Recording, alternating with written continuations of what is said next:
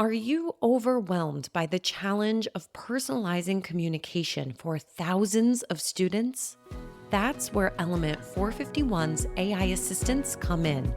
From nudging prospective students to guiding those already on their journey, AI assistants don't just automate, they write, build, and optimize every step of your digital campaigns. Discover how at element451.com/AI team. Hit it! That's what I'm talking about.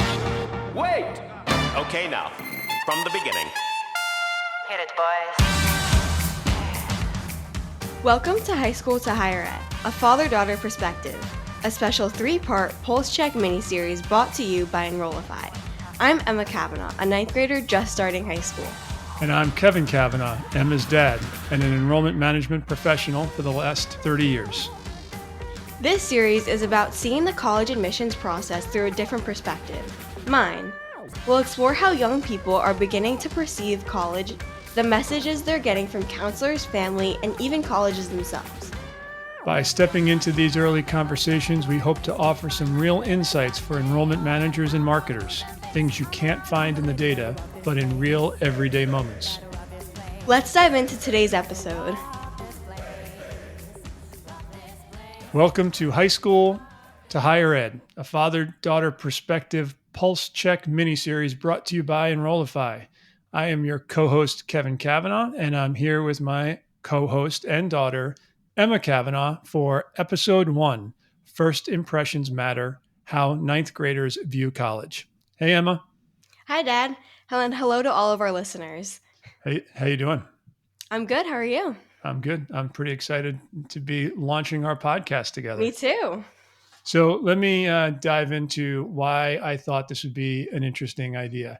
As you know, I've been doing admissions, financial aid, enrollment, all that kind of stuff for as long as you've been alive and longer at a number of different schools. And one thing that I always thought was really cool or interesting was colleagues of mine who were older and had their own kids. Whenever they went through the college admissions process for the first time as parents, as opposed to professionals, they always seemed to have these light bulbs go off in their head, and they would come back to the office, or if I met them at conferences or otherwise, and they'd say, you know what, I've been doing this for so long, but it wasn't until I visited such and such a school and, got to see it through the lens of being a parent or seeing it through my kids' eyes that I realized I've been doing it wrong all my career. Or, they'd see some of the emails or advertisements or letters that they were getting at home, and it would give them these great ideas, or it would just give them a perspective that they never had before. So now here I am, have been doing this as long as I've been doing this, and you're now starting high school. So I thought it'd be really cool if you and I captured these kind of moments as you're being exposed to the kind of stuff that I've been doing my entire career. And I know how much you like hearing all of my lectures. So I figured let's capture it for everybody to be able to hear and listen in on. Yes, I definitely love all your lectures, but it's also really interesting to see like a different side of what you and your staff normally do, because I feel like I'm understanding it a little bit more now that I'm starting to go through it with the college admissions and getting emails from colleges and all of that kind of stuff. It's definitely like a different perspective. Yeah. So I hope the listeners get something out of this. If nothing else, maybe some fun banter between father and daughter. But hopefully, folks leave this series with at least some ideas of how young people nowadays are perceiving the messaging that they're getting. Every generation of high school kids operates differently than the generation before. When I first started, everything we did was through the mail. We would mail kids stuff, and they'd respond by showing up to events or applying.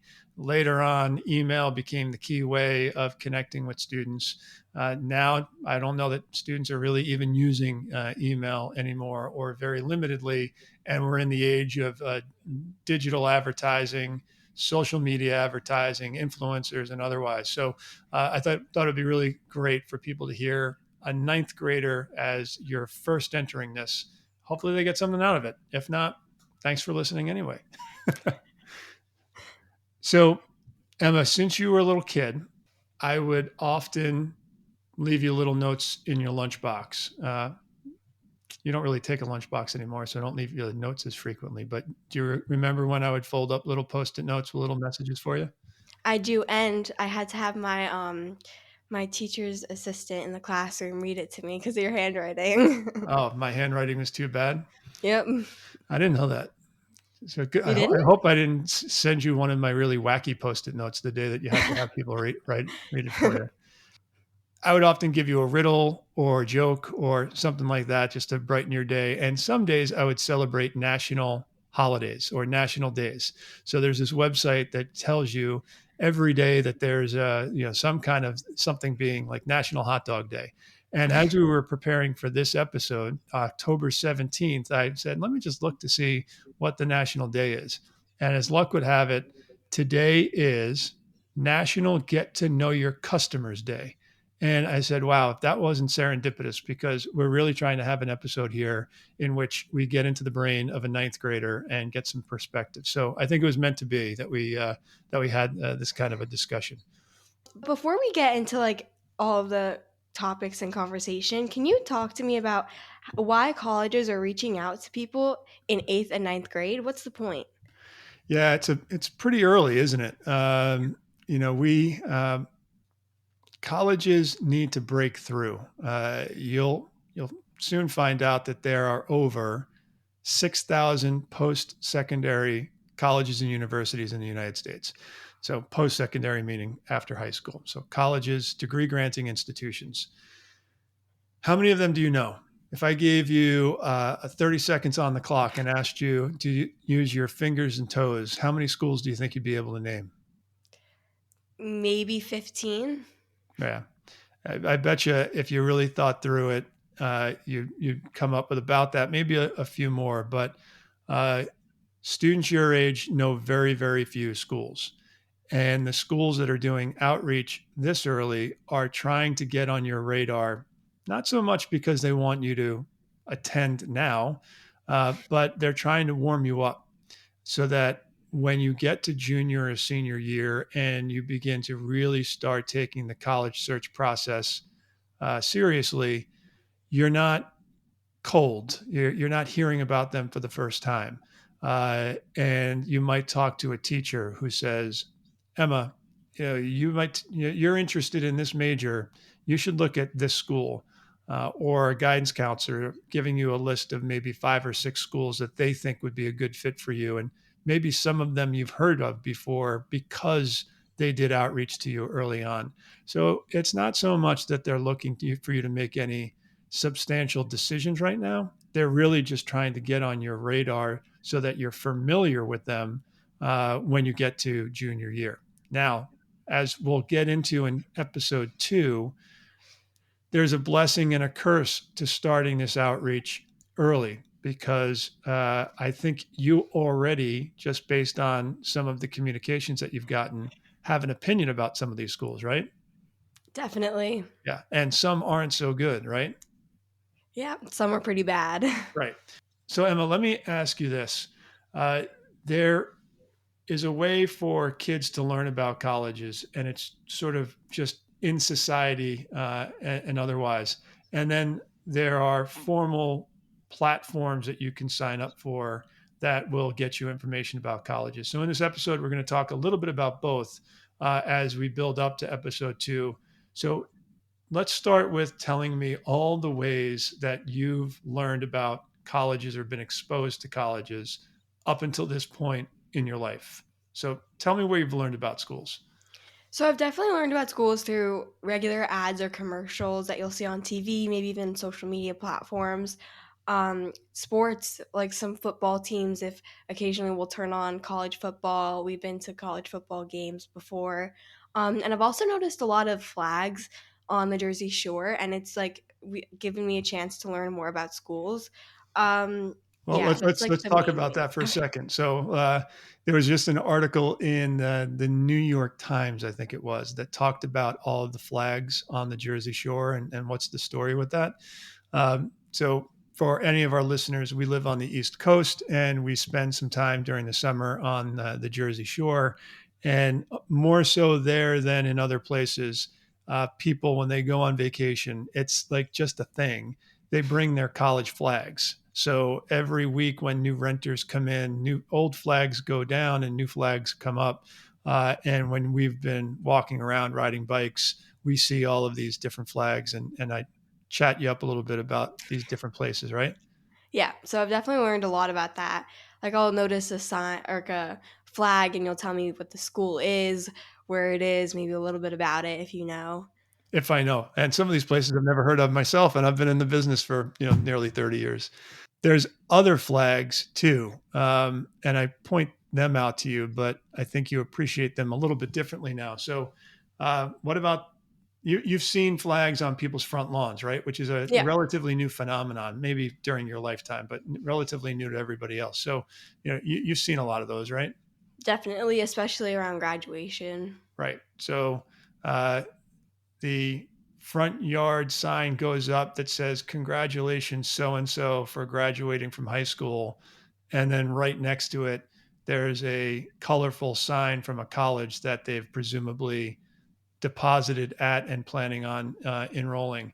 So the interesting thing with that is when I first started working in college admissions, when somebody committed to our school, we'd send them a pennant, one of those triangular pennants with the school name and maybe like other stuff like license plate frames or whatever kind of or bumper stickers or car decals were big back in the 90s and early 2000s.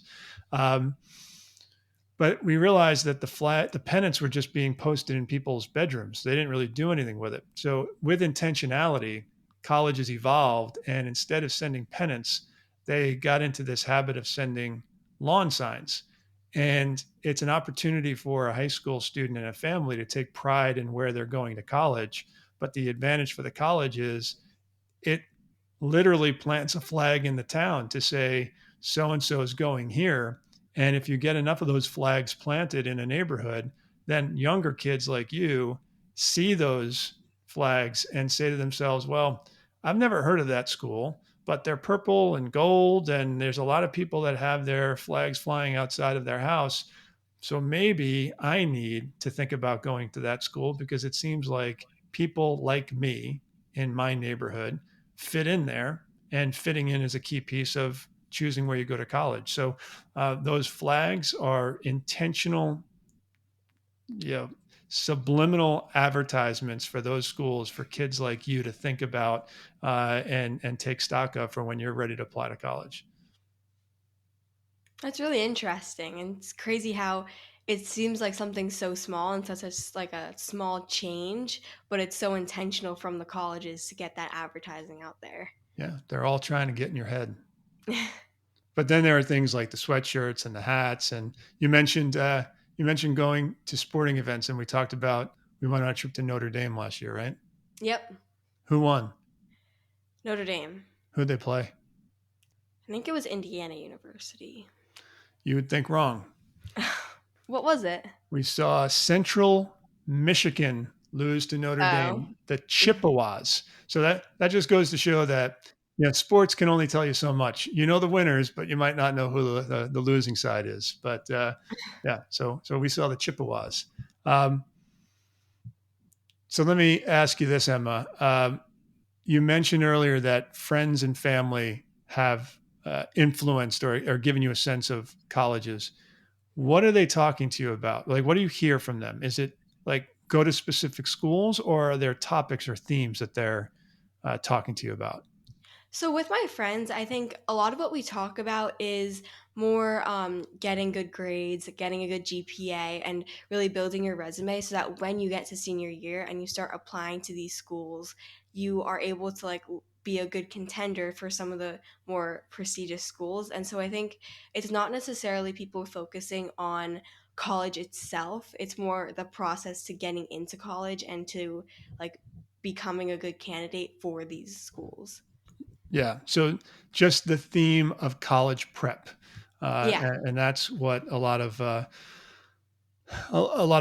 people are pushing for ninth graders, not so much where you need to go to school, but just the fact that you're in high school now and you should be ready to present yourself to schools. And it starts now, the kind of clubs and activities, the grades, the course selection, because it's going to come fast. And, you guys seem to be on the right track to be brushing up and being ready to go. High school is the real deal. Middle school was the dress rehearsal for what you're doing right now. Right. Yep. So what about school counselors? Have you interacted with your school counselor much in ninth grade yet to talk about the colleges specifically? So at this point in the year, since it's pretty early, I think like counselors are mostly kind of letting us adjust to high school and adjust to this new environment before they start bombarding us with some things about college. So at this point, I haven't really had much interaction with my counselor. We just picked classes last year, but that was like the only time I really got to meet her. So far no. Yeah. I think it makes a lot of sense that they're not dumping on you too early on this college process. You guys are really going through, you don't realize it, but you're going through a stressful period of starting up high school and taking those classes and, meeting new people. And it's not always a smooth transition for a lot of kids. So to hit you over the head with something like the college process makes a lot of sense that they're easing back. So I'm happy that they're not hitting it too hard. But those are key influencers for colleges. So colleges get a lot of information to school counselors so that they understand as much as they can about their school, so that they can identify students that they will encourage to apply. Sometimes they have tours just for school counselors to come to campuses to learn more, so that they can, advise their students to come to that particular school. So for colleges, school counselors are such an important part of our industry. And so they know what they're doing, but it's good that they're holding back and not pushing anything too much on you all too soon, other than getting adjusted and doing well in school. Hey, it's Seth. Element 451 is hosting the AI Engage Summit on October 29th and 30th. This free virtual event features many of your favorite Enrollify creators and will explore AI's impact on student engagement, enrollment marketing, and institutional success. Learn to tap into AI to automate personalized outreach, improve your emails, streamline content creation, and boost campaign performance. Plus, hear directly from current students on how AI is influencing their engagement and campus life. Don't miss my opening keynote, State of the State, a candid look at where we are and where we need to go. The AI Engage Summit is your guide to understanding and applying AI at your school. Registration is free. Visit element451.com to save your spot. Now, back to the show.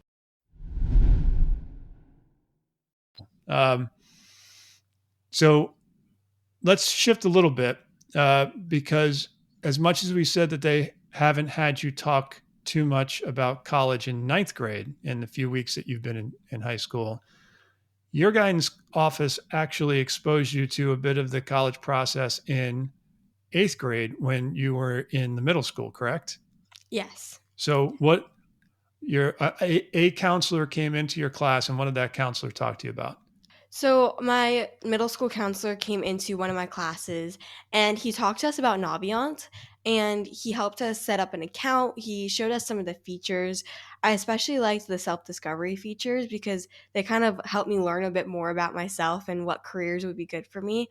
But he mostly just exposed us to that topic. What'd you learn about yourself? I learned like some careers that I would be good at, some like colleges that might fit. That's one of the platforms. So we Yeah. talked about earlier in the episode that you've learned about colleges organically, but now you're getting into a point in your high school career in your life that they are beginning to expose you to some of the platforms that both guidance counselors and students and parents use, but that also colleges use to do some messaging and outreach to students. So Naviance is one, and it's a great tool. There's 10 million students across the country that are using it. It is a key component of many guidance offices because it organizes not just what you just said about quizzes and otherwise, but as you get into junior and senior year, that's where you'll upload your resume. There's an interface between Naviance and the Common Application, which is a very popular application that a lot of colleges accept, and your information from Naviance can go right into the Common App. So it's a really, really important tool for this whole college search process. Right now, you're just getting the sort of self-assessment stuff, but that started in 8th grade. And you and I will talk about episode 2, what kind of messaging you're already getting. But I did share an article with you about the other side of Naviance that you don't typically see. First of all, did you read the article? And I second of did. all, if you did, oh, good answer. Can you explain to our listeners what the article was about and what you got out of it? So the article was talking a lot about how Naviance isn't just the platform that us as high school students and parents of high school students see. It's also a big business enterprise that's trying to make money. And they sell information to these colleges in order to give the colleges information to advertise to us as high school students. And I just like my takeaway from that was I think that they shouldn't be sharing all of that information, but also they are helping for colleges to kind of get out there and give us that information. So there's definitely positives and negatives to the Naviance platform. Yeah, I mean, overall, that's sort of the double-edged sword, that you're getting a lot of good tools to guide you through the college search process and prepare yourself. But you, just like you do on any app that you download or anything that you buy online, there's terms and conditions that you're agreeing to. And part of the terms and conditions of like a platform like Naviance, which is connected to Intersect, it's a advertising platform. And colleges can then, I don't know, they get some information on you, but they don't get a lot of personal information. What they'll be able to do on the college side is identify, students in New Jersey that are interested in a particular major, or there used to be features that allowed colleges to search for different ethnicities, or different sports that kids are looking for. So colleges could very much target, if the strategic plan of a college was, we want more kids from Texas, they can go into Naviance, pay for some advertising in Intersect, which works closely with Naviance, and push advertising to you so that every time you go in to use a feature that you're using for guidance, you're actually getting some advertising as well from colleges that might not otherwise be on your list, but they want to get in front of your radar. And there's a lot of different avenues that colleges can use within Naviance to do advertising. I think it's a safe place, but I don't think people realize how huge of a tool it is that colleges use to get in front of young people like yourself that use Naviance for all the reasons that your guidance office wants you to use it for. So that's one platform. The second platform we're going to talk about is something that I introduced you to around the same time in 8th grade. I figured you were signing up for Naviance, so I might as well introduce you to Niche. So you signed up and created a profile for yourself on Niche, and then you've banged around a little bit. Tell us a little bit about your experience with Niche.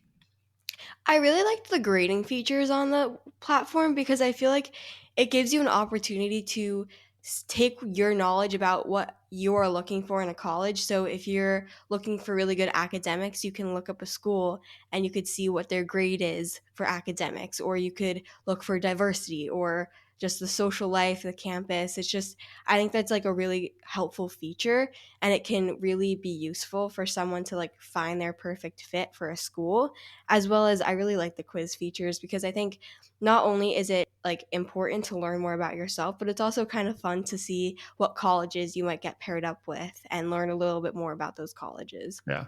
They've done a very good job of creating a user interface that's fun, informative, and for anybody that's listening that isn't familiar with Niche, I don't know that many marketing and enrollment people aren't familiar with it, but for anybody that's not in the business, Niche, they right on the front page there. If you look up a school, there's I think 8 categories of the quality of the campus, the quality of the academics, you name it, and you get letter grades. So turnaround is fair play. We give grades in colleges to students, and so Niche gives grades to all the schools. And all of those grades, by the way, are based off of student feedback. So colleges can't manipulate what those grades are.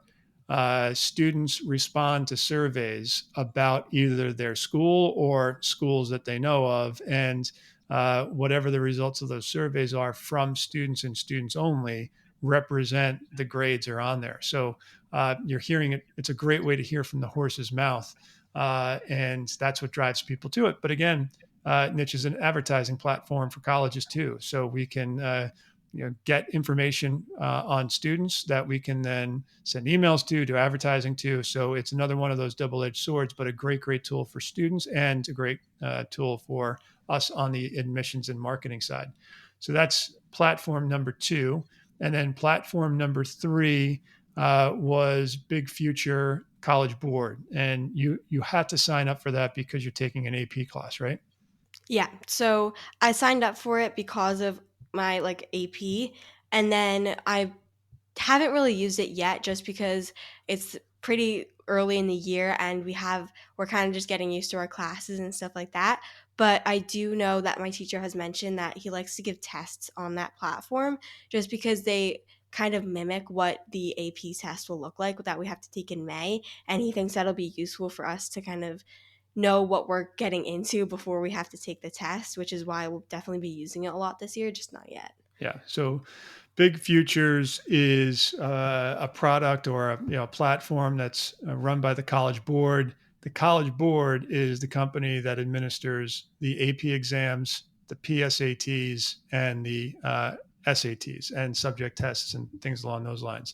So they were, for the longest time, the greatest source of student information that colleges could get their hands on, because every time a student took a test, the College Board was able to share that information. Again, you agreed to it, usually when you signed up or took a test, and then the College Board could sell that information to the colleges. So if I was in an admissions office and I wanted to recruit kids, from New York, I could go to the College Board and say, give me every student that scored over an 850 on the SATs and wants to be, whatever major. And it used to be like 29 cents a name, I could get all of the information that you provided to the College Board, and then I could mail you stuff and send you emails and otherwise. That's going away a bit for a variety of reasons, but the College Board is introducing some new platforms that you'll probably be part of the guinea pig generation of that they're creating some new platforms for you to interface with colleges and vice versa, colleges being able to interface with you. So we'll keep tabs on that, and maybe we'll have to do an episode just on some of the College Board features, but you haven't used that much yet, right? No. Yeah.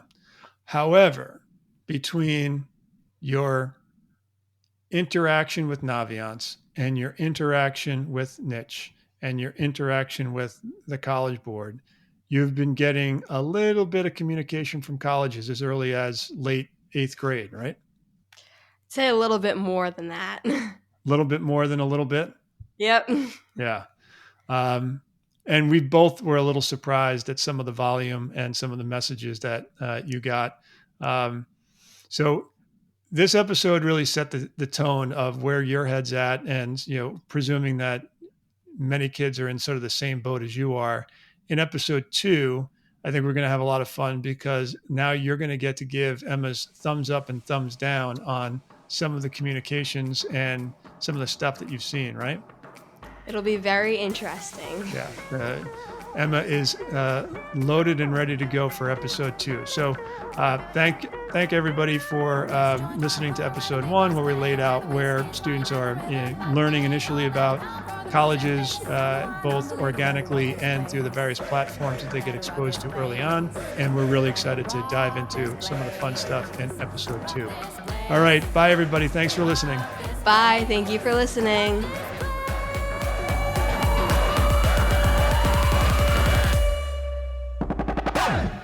The Higher Ed Pulse is part of the Enrollify Podcast Network. If you like this podcast, chances are you'll like other Enrollify shows too. Our podcast network is growing by the month. And we've got a plethora of marketing, enrollment, and higher ed technology shows that are jam-packed with stories, ideas, and frameworks, all designed to empower you to be a better higher ed professional. Our show helps higher ed marketers and admission pros find their next big idea and features a selection of the industry's best as your hosts. Learn from Brian Gross, Eddie Francis, Jenny Lee Fowler, and so many of your favorite leaders in higher ed. Enrollify is made possible by Element 451, the next generation AI student engagement platform, helping institutions create meaningful and personalized interactions with students. Learn more at element451.com.